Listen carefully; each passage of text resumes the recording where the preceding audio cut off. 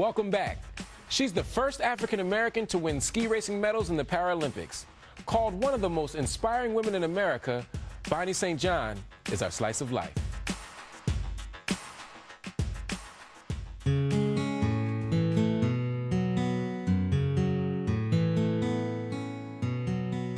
I grew up in San Diego, California, which is unusual for an African-American with one leg, with no snow, to end up becoming a ski racer. Voted one of the most inspirational women in America, 46-year-old Bonnie St. John was born with a birth defect that stunted the growth in one of her legs. And at 5 years old, doctors told her they'd have to amputate. But she was determined to have an ordinary life. It was a high school friend who introduced her to skiing. It's amazing because she's white, I'm black, and she didn't see differences. She reached out and said, hey, let's go skiing together. So it's amazing how somebody can change your life. I started skiing and found out there were a lot of other amputees who skied and raced, and so this was my chance to really find out what I was made of and see if I could make the U.S. team, and so I really went for it. Did she ever? Bonnie made the Paralympic team in 1984. I get to where I could see the finish line, I think, I've made it, I'm gonna win, and boom, that's when I fell on this bad spot on the ice. And I was so disappointed. I was #1 in the world, and all of a sudden, I'm sitting in the snow. She got back up, finishing the run and walking away with 2 bronze medals and a silver. Bonnie St. John became the second fastest female skier in the world, on one leg.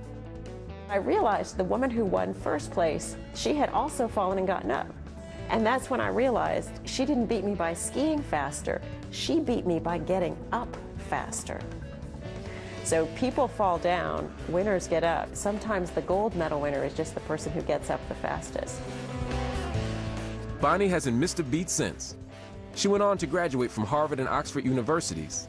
She signed on at IBM, then did a stint on the White House Economic Council during the Clinton administration. But losing her leg hasn't been Bonnie's only challenge. There was a tragic childhood experience that she tried to forget.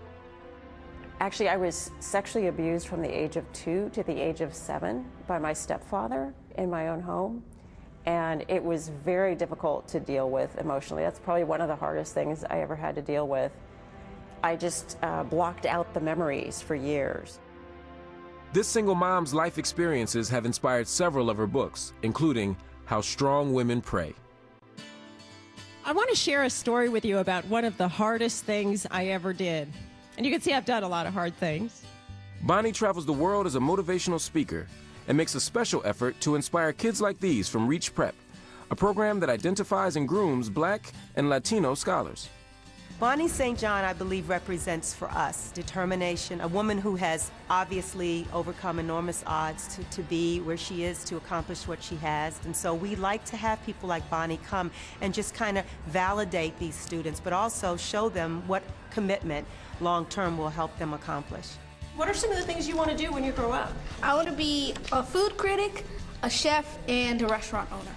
She really taught me that you shouldn't have to care what other people think about you, and you shouldn't have to try and be normal, just be yourself. There's a lot of tough things in life, some of them are visible, like my legs, some of them are invisible, like the abuse that I went through. But my life is proof that no matter what happens to you, you can make it right. You can have the strength and the courage to come back and make choices and do the work to make your life better. And we'll be right back. That wraps it up for us here at Our World. Don't forget to visit our website at blackenterprise.com/ourworld. Fan us on Facebook at Our World with Black Enterprise, and follow me on Twitter at Marc Lamont Hill. Thanks for watching. We'll see you next week.